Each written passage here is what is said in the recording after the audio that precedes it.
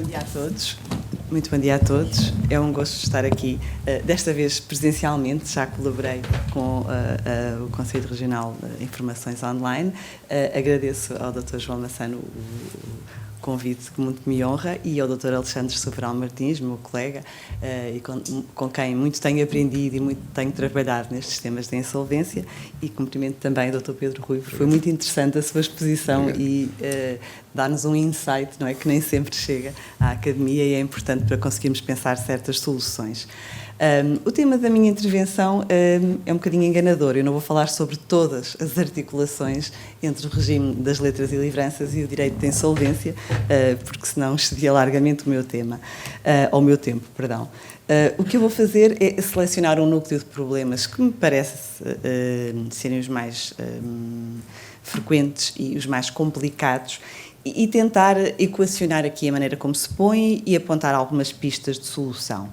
Então, fazendo aqui um esquema visual, porque estas matérias são complicadas e intrincadas e, por vezes, estas pequenas ajudas visuais permitem esclarecer o terreno de jogo.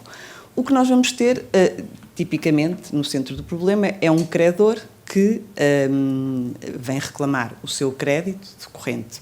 Vamos concretizar num exemplo prático, com certeza que haverá outros. Um financiamento concedido a uma sociedade que veio a ser declarada insolvente e vem reclamar o crédito resultante desse financiamento no processo de insolvência.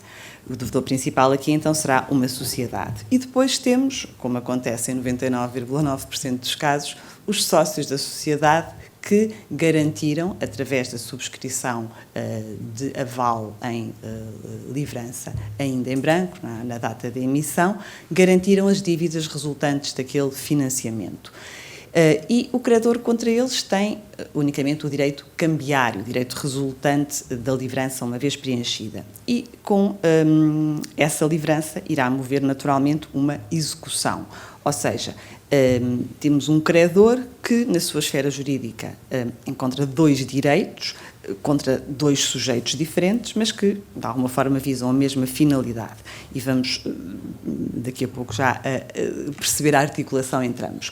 Mas ainda temos um terceiro núcleo de problemas, no momento em que o sócio avalista eventualmente paga, em processo executivo ou fora dele, adquire um direito de regresso contra a sociedade insolvente. E, portanto, nesta constelação de sujeitos e de vinculações, identifiquei 4 núcleos de problemas, 3 fundamentais e um, assim, um bocadinho satélite, mas que penso que é útil também trazer aqui.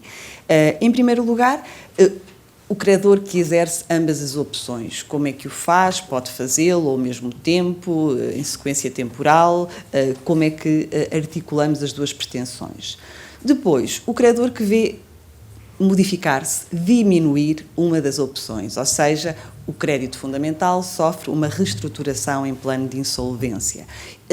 Como é que isso afeta, se é que afeta, a pretensão que tem contra o avalista, a pretensão cambiária.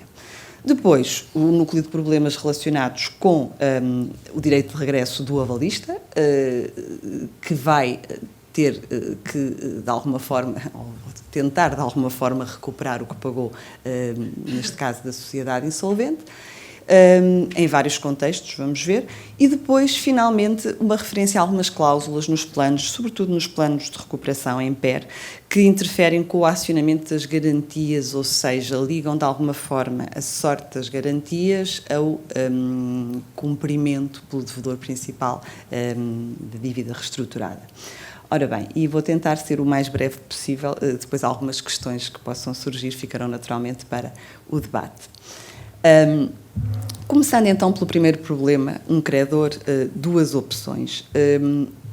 Uma nota breve e prévia, porque tenho visto às vezes alguma confusão e algumas discussões na jurisprudência. É óbvio que o crédito que o credor reclama no processo de insolvência não é um crédito garantido, o aval é uma garantia pessoal e, portanto, não afeta o estatuto insolvencial do crédito, da relação fundamental.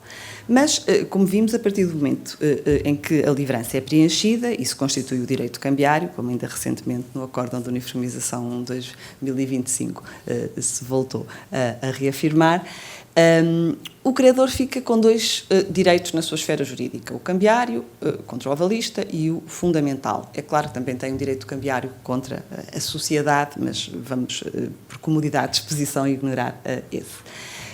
Aquilo que não pode conseguir, obviamente, é uma dupla satisfação da sua pretensão, isto é, não pode duplicar, não pode conseguir receber as quantias correspondentes a cada um destes direitos.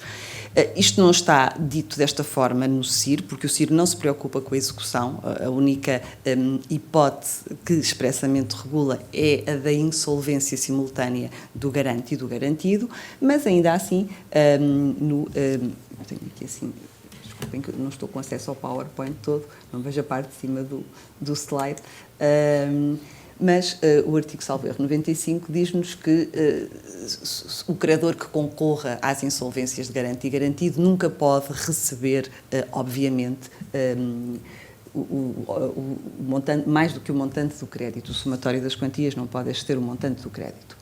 Ora bem, então, eu peço desculpa, mas eu vou abrir aqui o meu PowerPoint no tablet, porque estou a ver aqui cortado.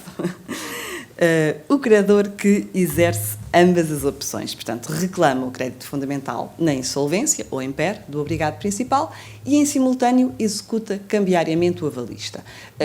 Há aqui a hipótese B de que não vou tratar, concorre à insolvência do avalista, aí o CIR tem duas normas que expressamente regulam a questão. Primeira nota prévia. O artigo 88 do CIR não levanta qualquer obstáculo a que, enquanto corre o processo de insolvência, se executem os avalistas. O artigo 88 expressamente ressalva, se houver outros executados, a execução prossegue contra estes. Portanto, tenho visto por vezes na jurisprudência invocações de que no processo executivo há litispendência ou deve haver suspensão da instância por prejudicialidade. Não, o credor pode exercer em simultâneo ambos os direitos. O que não pode, e esta é a dificuldade, é receber mais do que aquilo que lhe é devido. Portanto, tem que haver necessariamente uma articulação entre o processo executivo e o processo de insolvência.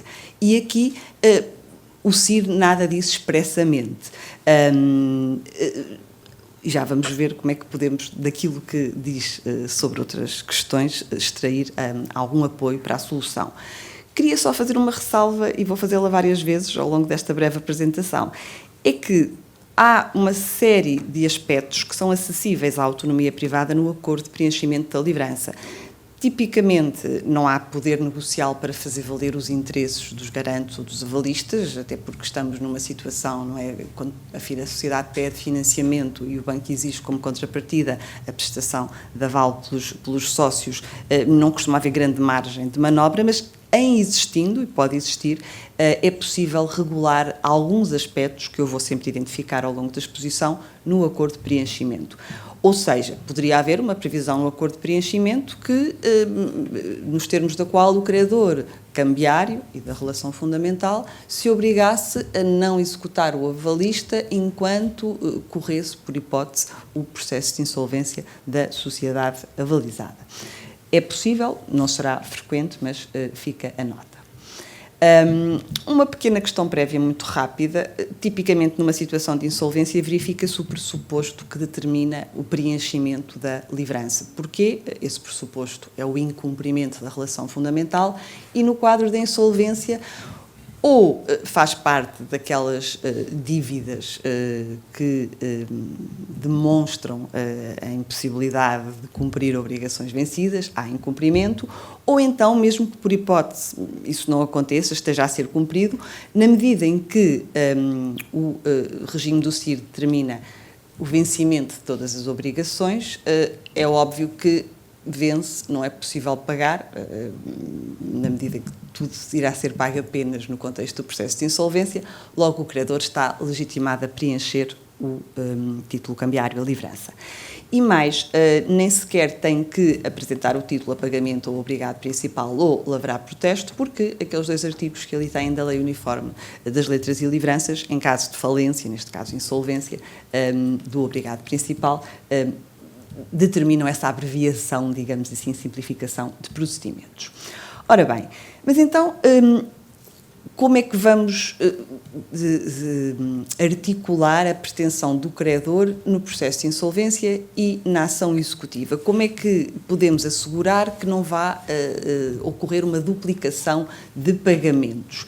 O CIR nada diz, o administrador de insolvência saberá que o crédito é garantido por livrança e deverá estar particularmente atento. Aquilo que se pode pensar é numa extensão teleológica, a este caso, que não está previsto, dos deveres impostos pelo artigo 179. Portanto, se fizer um pagamento ao credor no processo de insolvência, exigir a exibição de certidão extraída do processo executivo para perceber se já houve ou não pagamentos e se está a realizar alguma duplicação, e, em sentido contrário, comunicar junto do processo executivo o pagamento eventualmente realizado no processo de insolvência, o que depois pode levar, em sede de execução, à extinção parcial ou mesmo total, mas isso será pouco provável. Portanto, há margem ou base no CIR para nós conseguirmos uma articulação satisfatória entre processo de insolvência e processo executivo. Ora bem, mais complexo, ou mais complexa, a questão número 2, o credor que vê alterar-se, diminuir uma das opções. Portanto, no fundo, equacionando a questão nos seus termos mais simples, a modificação do crédito fundamental pelo plano de insolvência, ou EMPER, afeta a outra opção, afeta o exercício do direito cambiário do credor contra o avalista. Há muitas discussões a este propósito. Tipicamente estaremos a falar de perdão de capital ou juros, não é, no plano de insolvência, concessão de moratórias, períodos de carência, pagamentos em prestações. Todas estas situações afetam ou não o exercício do direito cambiário. A chave da questão é o artigo 217, número 4 do CIR, e este artigo tem uma estrutura que convém salientar. Primeiro, ocupa-se obviamente dos garantes do insolvente, mas regula dois tipos de questões. Uma que diz respeito à posição dos garantes, enquanto tal, perante o credor. E essa posição de devedores, dos garantes enquanto devedores, é regulada na primeira parte do artigo 217. As providências previstas no plano não afetam a existência nem o montante dos direitos dos credores de insolvência contra os terceiros garantes. Mas, a partir do momento em que pagam, esses garantes convertem-se em credores do insolvente pela via do direito de regresso. E é dessa posição, digamos assim, que se ocupa a segunda parte do artigo 217.4. Os garantes apenas poderão agir contra o credor, em via de regresso, nos termos em que o credor da insolvência pudesse exercer contra ele os seus direitos. Ora bem, então, o que esta norma faz, no fundo, é, por um lado, proteger os credores, mas já vamos ver os limites desta proteção, na medida em que se permite a eventual recuperação integral da quantia em dívida fora do processo de insolvência, e quando eu digo eventual, porque depende do regime da garantia prestada. O artigo 217 diz não afetam a existência nem o montante, não diz tem direito a cobrar originariamente, ou melhor, a cobrar nos termos originariamente convencionados. Portanto, há uma remissão implícita, em meu entender, para o regime da concreta garantia. Mas assegura essa possibilidade. O que, na altura, quando o CIR entrou em vigor, foi uma modificação radical no que diz respeito ao regime anterior, do CPFREF, porque nesse regime, se o credor tivesse votado favoravelmente, as providências de recuperação perdia essa possibilidade de acionar o garante nos termos da garantia prestada. E pelas discussões que tudo isto deu, foi acrescentado recentemente, não é, esta parte, designadamente os que votem favoravelmente ao plano, para mostrar que, na verdade, se tinha afastado esse regime. O artigo também protege o devedor insolvente, na medida em que ele nunca pagará mais em via de regresso do que aquilo que resulta do plano, ou em condições diferentes. Portanto, há aqui uma blindagem da posição do devedor insolvente no que diz respeito ao exercício do direito de regresso. Claro que se o credor consegue cobrar 100 fora do processo de insolvência e depois o garante só consegue ter um direito acionável por 20, quem vai suportar a diferença ou são os garantes, que obviamente não tiveram qualquer intervenção na elaboração, discussão e aprovação do plano. É uma concretização da possibilidade excepcional aberta pelo artigo 192 do plano afetar as esferas de terceiros. Então, o problema que suscita um grande número de discussões práticas é precisamente este. Se for homologado um plano de insolvência que reestrutura o crédito fundamental, o preenchimento feito nos termos originários da livrança e a configuração do direito cambiário que daí resulta torna-se abusivo porque, de alguma forma, há um desrespeito por aquilo que tinha sido convencionado no acordo de preenchimento. Ora bem, na minha perspectiva, temos que distinguir entre os casos mais comuns, em que o acordo de preenchimento é omisso, nada diz. O que é que acontece se vier a ser homologado um plano de insolvência que reestrutura a dívida fundamental, e os casos em que, mais uma vez, se a autonomia privada for utilizada, se houver margem para a utilizar, pode regular a situação. Mas se nada se disser no acordo de preenchimento, parece-me que dificilmente podemos sustentar que o preenchimento é abusivo. Porquê?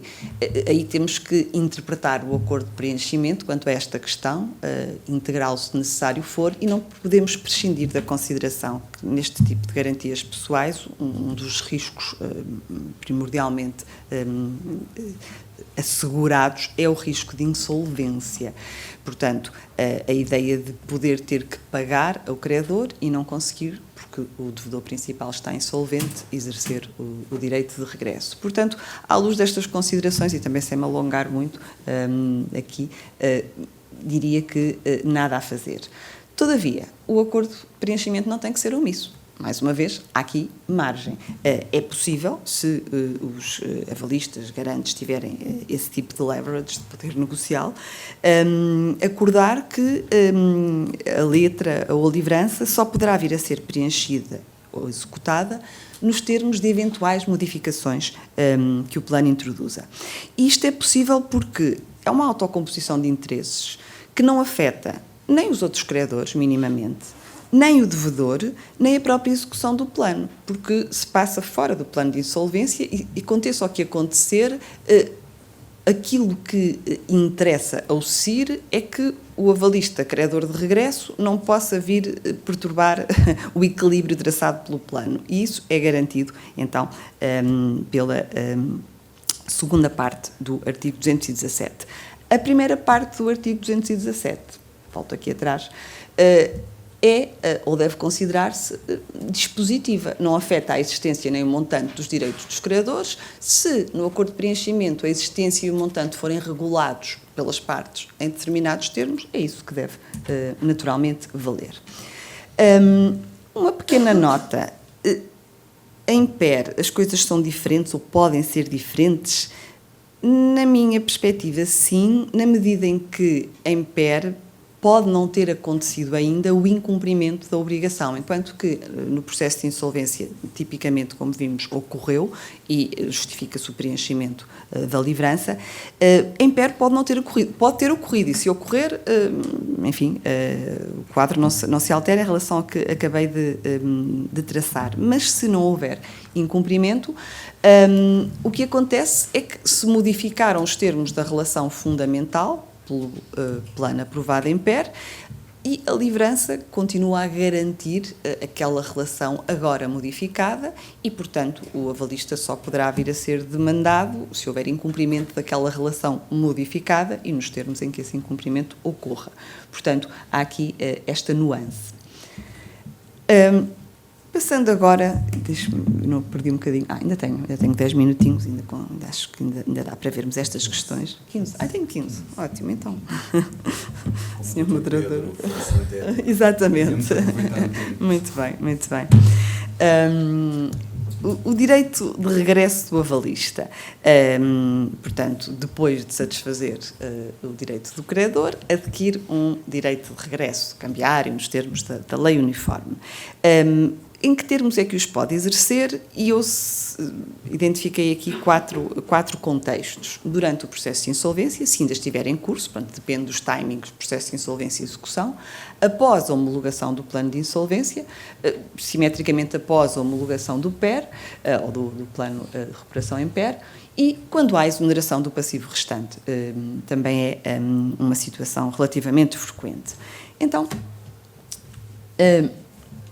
nota prévia. O avalista que adquire este direito de regresso adquire um direito novo, isto é, que o pagamento constitui-se na sua esfera jurídica, por força do artigo 49 da Lei Uniforme, um direito de regresso novo. E não, à semelhança do que acontece com a fiança, não há aqui uma subrogação no direito do credor. E isto é importante, este timing da aquisição do direito vai ser importante para o enquadramento do problema. Hipótese A. Se o processo de insolvência do avalizado, do devedor principal, no nosso exemplo prático da sociedade, ainda não encerrou. Temos então um direito que é adquirido no decorrer do processo, torna-se credor da insolvência o avalista nos termos do artigo 47 e aplicar-se-á o regime da reclamação de crédito novo, com os prazos previstos no artigo 146. O avalista vem ao processo, reclama o seu crédito nos termos do artigo 146. Se o processo de insolvência já encerrou com homologação de plano, então, o que nós sabemos é que, por força do artigo 217, número 4, segunda parte, o avalista só pode exercer o direito de regresso nos termos que resultam do plano. Isto é, se ele pagou 100 e agora vem exercer contra o avalizado o seu direito de regresso cambiário, não vai ser por 100, vai ser pelos termos que ficaram determinados no plano de insolvência. Ou seja, há aqui aquilo que podemos chamar uma modificação ex lege do direito cambiário do avalista no plano das relações imediatas entre ele e o avalizado. Mesmo que o título que ele utiliza, a livrança, esteja preenchido por 100, estamos no domínio das relações imediatas, quando ele move a execução contra o avalizado, o valor que vai poder ser cobrado é, por força da lei, do 217, 4, segunda parte, aquele que resultasse do plano para o crédito fundamental. Atenção, todavia, que isto não afeta o direito de regresso extracambiário que exerça contra os outros avalistas. Muitas vezes há mais do que um sócio, todos avalizaram, há um que paga, também há um acórdão de uniformização nesse sentido, reconhecido um direito de regresso extracambiário, já não o que resulta da lei uniforme, mas o que resulta do regime da solidariedade passiva do Código Civil, e então, nesse caso, não há constrangimento. O artigo 217, 4, só se aplica ao exercício do direito de regresso cambiário contra o avalizado.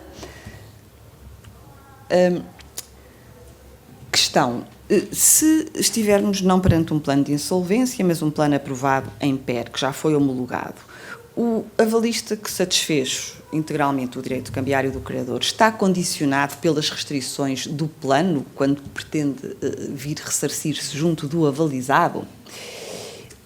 Eu aqui tenho uma posição, enfim, talvez sui generis. Porquê? Desde logo porque parto do pressuposto que não se aplica o 217, número 4, de segunda parte, ao PER, nem por analogia, nem por aplicação remissiva, enfim, não vou estar a amassar-vos agora com isto, depois tem alguma indicação bibliográfica no final do PowerPoint em que analiso melhor esta argumentação, mas partindo desse pressuposto e partindo também do dado que é um direito novo que se adquire no momento em que efetua o pagamento ao credor, a chave para saber em que termos é que vai poder exercer o direito contra o avalizado depende do momento em que adquiriu, se foi antes ou depois da decisão judicial de nomeação do administrador. Porque, como sabemos, por força do artigo 17F11, a decisão de homologação vincula os credores, mesmo que não hajam participado nas negociações, mas apenas relativamente aos créditos já constituídos à data em que foi proferida a decisão, não aos créditos posteriores. Portanto, se o crédito for anterior, fica condicionado por aquilo que tiver sido aprovado no plano, se houver uma redução, se houver um perdão, se houver moratórias. Se não, pode exercer o direito cambiário nos termos que está inscrito na livrança. Na exoneração do passivo restante, mais uma vez, nada impede que o avalista seja executado durante o período de cessão do rendimento, o artigo 242 só se aplica ao devedor, mas, mais uma vez, é possível a autonomia privada no acordo de preenchimento consagrar uma solução diferente.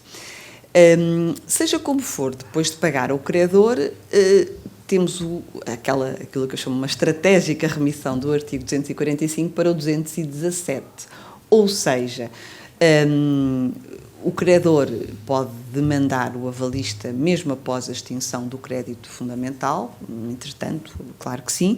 A questão é que o avalista depois apenas pode agir contra o devedor, pode exercer o direito de regresso, nos termos em que o credor pudesse. Ora, se o crédito foi extinto, se foi alvo abrangido pela decisão final de exoneração, o crédito extinguiu-se, ou seja, aquilo que o avalista tem contra o avalizado é zero. Portanto, é uma posição particularmente ingrata para os avalistas, neste caso de exoneração do passivo restante. Para terminar, e deixando outras questões que possam surgir para a discussão, cláusulas dos planos que interferem com o acionamento das garantias, ou seja, cláusulas que de alguma forma ligam a sorte da garantia, do aval prestado, da possibilidade de o executar, àquilo que venha a suceder com o plano de recuperação do avalizado, tipicamente da sociedade. Há duas situações. Cláusulas do plano de recuperação, estamos a falar aqui de planos de recuperação, sobretudo, plano de recuperação império do devedor principal que ressalvam a posição do avalista, ou então cláusulas do plano de recuperação do próprio avalista que regulam a sua posição enquanto garante. Quanto às primeiras, tipicamente são inseridas porque quem está sentado à mesa das negociações em PER são os sócios / administradores, gerentes da sociedade que recorreu ao PER e obviamente têm outra posição para fazer valer os seus interesses e por vezes conseguem que sejam inseridas nos planos cláusulas que vinculam os credores a não acionar esses garantes, senão dentro das novas condições estabelecidas para a dívida principal. Muito telegraficamente, parece-me que estas cláusulas são admissíveis, isto é, não há qualquer problema de validade, de ilegalidade, não contrariam nenhuma norma ou princípio imperativos. Podem fundar a não homologação eventualmente, mas não pela via do 215, porque lá está, não violam nenhuma norma legal. É o credor dizer que fica em pior posição e utilizar o artigo 216 para pedir a não homologação. Mas se forem introduzidas, se houver consenso, se não houver pedido de não homologação, depois podem ser invocadas pelo avalista executado, isto é, se o credor o executar, violando essa obrigação que decorre do plano homologado, pode o avalista opor-se. Para terminar, as cláusulas do plano de recuperação ou do acordo de pagamento do próprio avalista que regulam a sua posição de garante e que normalmente também fazem esta ligação com a dívida principal, subordinam o acionamento da garantia à condição de o devedor fundamental deixar de cumprir o seu próprio plano de recuperação. E o quadro é o mesmo, parecem-me admissíveis em termos de enquadramento jurídico. Também podem fundar a não homologação a pedido do credor com base no artigo 216, ser colocado em pior posição, embora aqui seja talvez por porventura um bocadinho mais complexa, a prova de que efetivamente é colocado em pior posição, e também podem ser evocadas pelo avalista se vier a ser executado fora dos timings e das condições previstas no seu próprio plano de recuperação. Penso que terei respeitado aproximadamente o tempo que me foi concedido e, naturalmente, fico depois ao vosso dispor para questões que tenham ficado por responder. Obrigada.